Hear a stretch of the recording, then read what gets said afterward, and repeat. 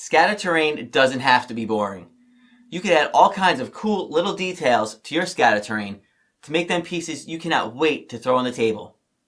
In this video, I'm going to show you 3 separate scatter terrain pieces from my cave series, and it starts right now on Tabletop Witchcraft.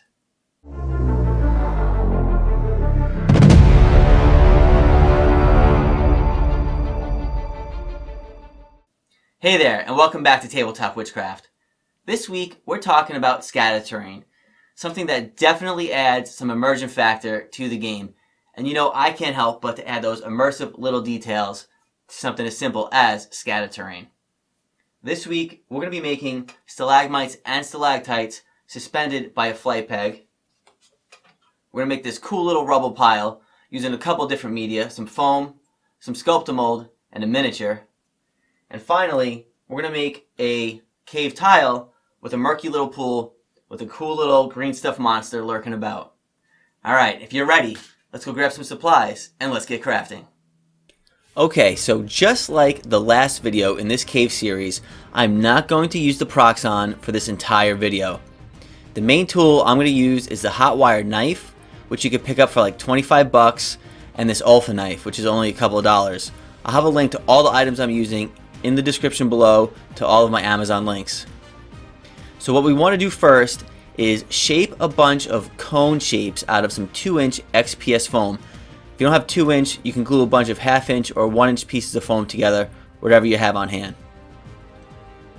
Once you have all the shapes cut out the way you want, you're going to texture them with some aluminum foil, and then you're going to group them into clusters. One cluster is going to be stalagmites, and the other is going to be stalactites, and we're going to just hot glue them together. Now, if you know what the difference is between a stalagmite and a stalactite, which one's on the top and the bottom, leave a comment below. I'd love to know who knows all of their geology. Alright, once you have that done and it's glued together, we're going to move on to cutting up some flight pegs. Now you can cut these with a pair of wire cutters, or you can really kind of just snap them off from the base. They snap pretty easily. And those are from Reaper Miniatures. Now in a very well ventilated area, we're going to heat up a pin and we're just going to poke a little hole in the top of the foam. We're going to do that for the stalagmite and the stalactite for that cluster.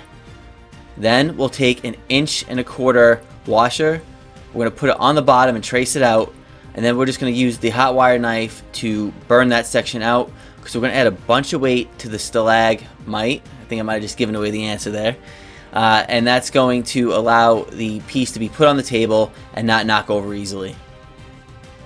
Using the clay sculpting tool, we can gouge out a little bit of that hole, get rid of some of the melted foam. Again, use a very well ventilated area and a mask when you're doing that. Then we can hot glue the 1.25 inch washers right into place.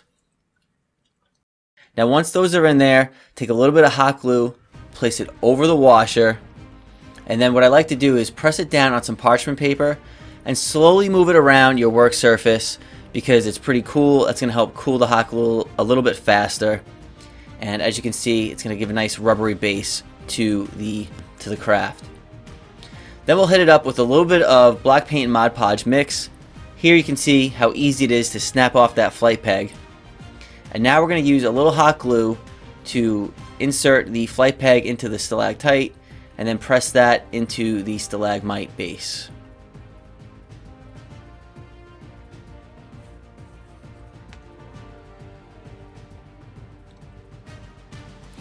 As you can see, a little twisting motion will help kind of wrap the hot glue around the peg and help kind of insert and pull the hot glue down into the hole. And once you hold that in place for a few minutes until the glue dries, and you'll be all set. And as you can see here, it really makes a cool effect where it's hard to see the flight peg. Okay, so this is why we always save all of our scraps of XPS foam. I'm digging through a bag here of all kinds of scraps that I had left over from the past year of crafting on this channel. This is one of like 3 or 4 bags that I have. And all I'm doing is looking for some pretty big chunks of 2-inch foam that I can carve some boulders out of with the Olfa knife. Now this is a pretty fun process. all you're going to do is cut some pretty angular shapes with the alpha knife. I like the way these boulders look with that angular shape. You can make them a little bit more rounded with, you know, not as angular, I guess, but I really like the way that looks. Now you want to go and cut a whole bunch of those out. That way we can make our rubble pile or our collapsed tunnel.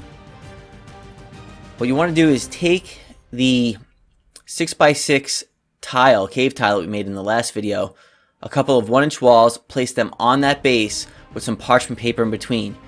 That's going to allow us to work on that surface without any glue sticking to our dungeon tile or our cave tile. Now when you're putting these together, you want to make sure that there's enough room to allow for the smaller debris that we're going to place in between these. So you don't want to press these right up against the outer walls. And as you can see, I kind of screwed up here. I should have used some aluminum foil to texture all these boulders first. So that's what I'm doing now. When you go to glue all these together, it's kind of fun too. Don't worry about the hot glue and what it looks like underneath all of these, because we're going to coat all of this in some Sculptamold, so it doesn't really matter how neat you are with the hot glue on that step. Now this just gives us our work area. We can now get rid of the 6x6 cave base. We're going to grab some Reaper miniatures, and I'm going with this skeleton right here. We're going to make it look like this guy almost made it out from the collapsed tunnel, but not quite. Now taking a little piece of XPS foam, that's just going to be for a base to rest him on. You're not going to see that. And add plenty of hot glue to that base, and then pour a bunch or squirt a bunch more on the rock and over the miniature base as well. That's going to help hold them in place, as well as the Sculptamold. Now you can smear a whole bunch of mashed potatoes, or Sculptamold in this case, over the entire collapsed section. And really what you want to do is press the Sculptamold in all of the cracks. You don't want to cover, obviously, all of the tops of the boulders. And don't worry about the amount of Sculptamold that you might get on those. We're going to take, as you can see, a damp paper towel and just wipe it away from the boulders. And you want to let this cure for 24 hours on a nice flat surface. Now Sculptamold tends to curl a little bit when it cures, not a big deal. Hold it on a flat surface on some parchment paper, squirt some hot glue under it, and now you've got a nice, avalanche or collapsed pile going right down to a flat surface on the table. Adding a little bit of tacky glue, smear it around, and then we can add some more texture to this, which is going to be the sand that you see here.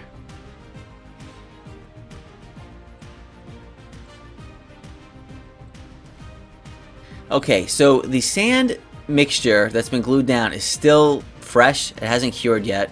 And I'm placing some more tacky glue on top of that sand, pressing these smaller rocks right through all of that. So it's kind of like a big gooey layer of sand and glue. Once you've done that, place it back over your container, add a bunch more sand over the glue that came up around the rocks.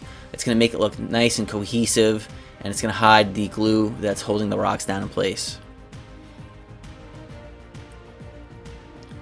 Now this is just a little bit of regular PVA glue mixed with some water, and this is already cured for 24 hours. But now we're going to put this on top of the craft, use a brush to lightly brush it in place, and that's going to lock all the sand in place so that it's not going to come apart on you on the game table. Now once that's done, we'll take a little bit of Mod Podge and black paint, coat the entire craft except the Reaper miniature. For that, we're going to use this surface primer. And as you can see, I put way too much of that on, but you don't want to use the Mod Podge. It's going to get rid of all of the details on that miniature. For the base coat of the avalanche, we're going to follow the standard colors that we used for all of the cave tiles so that it kind of goes together and it doesn't look out of place. But I wanted the big boulders and the smaller rocks to sort of stand out from the rest of this pile. So we're using a few different colors of gray, as you can see here, just on the rocks to really make them stand out. Lighter and lighter, all the way up until we get to this ivory white, where we'll do a little bit of very close edge highlighting, and as you can see there, the tops of the boulders will do a little bit more white to really make them stand out. Now once we have that all washed and done, We used a brown wash over these rocks. We did another highlight with that ivory white. I'm going back to some of this Vallejo pigment. I love using this. It's a burnt umber. We're going to use that over all of just the rubble section. You could brush some of it up onto the rocks as well. Once that's done, give it a quick spray with some rubbing alcohol to lock the pigment in place, and you're all set.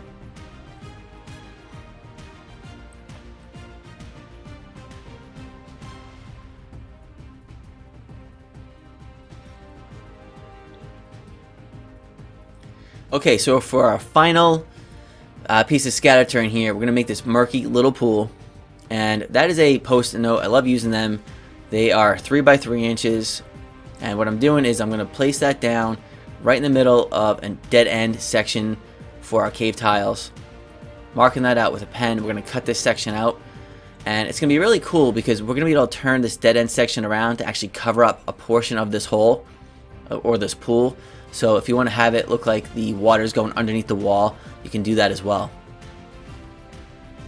Using the hot wire knife, we're going to pop this section out. And now that wouldn't be bad, but we want to take it a step further. We want a little bit more detail. That would be a little bit boring leaving it like that. So we'll take our X-Acto knife and we're only going to cut down maybe about 1/8 of an inch in a few sections around this pool.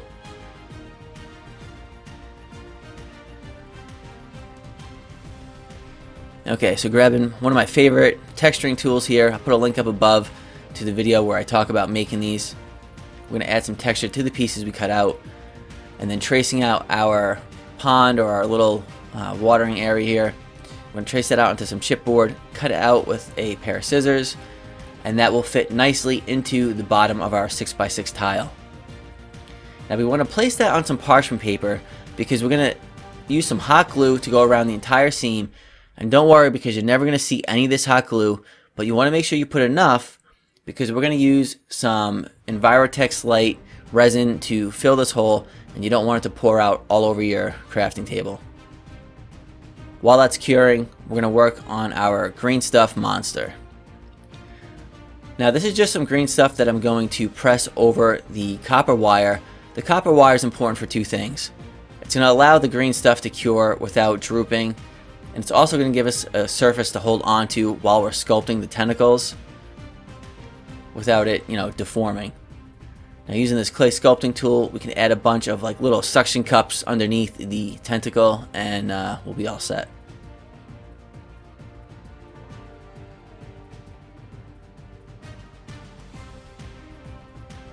Now I made 5 or 6 of these tentacles, make them all different shapes and sizes, but just think about how you want the tentacles to come out onto the tile as you're making them. Now I painted this up using 2 different colors of purple, a dark purple for the top, a light purple for the bottom. And then I just took some bright yellow, as that's a pretty good color to match up with purple, and I just put some little dots all over the tentacles.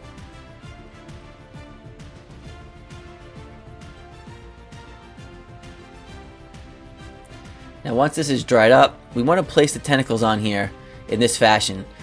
You want to have it so that they can come out of the pool with the dead end not getting in the way of them. And I'm using just a little bit of tack to hold them in place so I know how I like them. Then I can hot glue over those, then add a little bit of black Mod Podge to hide the color. Then we're getting ready for the resin. Now this is some Envirotex Light. I've mixed in a little bit more blue ink than black, and we're just going to mix this all up. And you want to try not to incorporate too many bubbles into this as you're mixing it. Once that's ready, we're going to pour it slowly into the pool area here.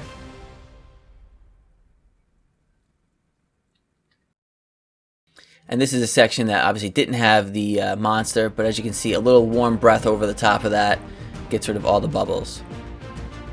Now this is really fun. We're going to take some Vallejo water texture, and we're going to add some ripples around all the tentacles and the eye that's coming out of the center. And when we first start, we're not worried about nice little waves around the tentacles. I'm using a little bit of a fatter brush here, and we're going to add some bigger ripples around the whole thing that aren't as pronounced. Then once we have that the way we like it, we can go to a smaller, finer paintbrush to get some more of that water texture on there. and add like individual little waves around that big splash or ripple that we've already created.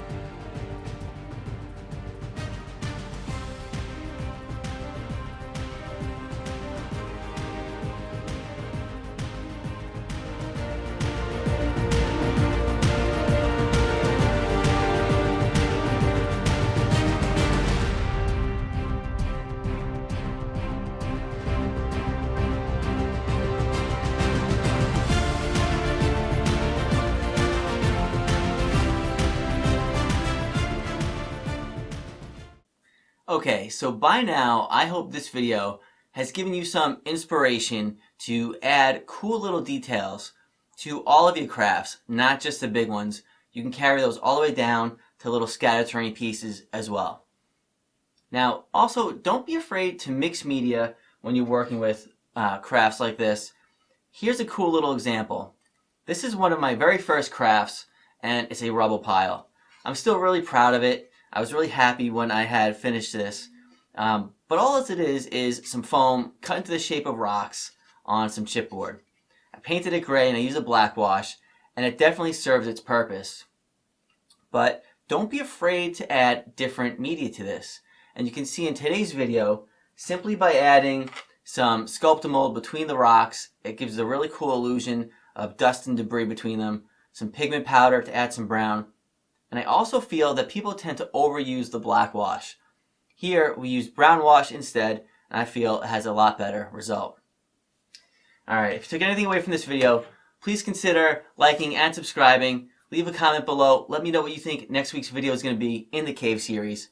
Pick up some merchandise and head on over to Patreon. I'd really appreciate any support you could give over there. Alright, until next time, I'll see you around.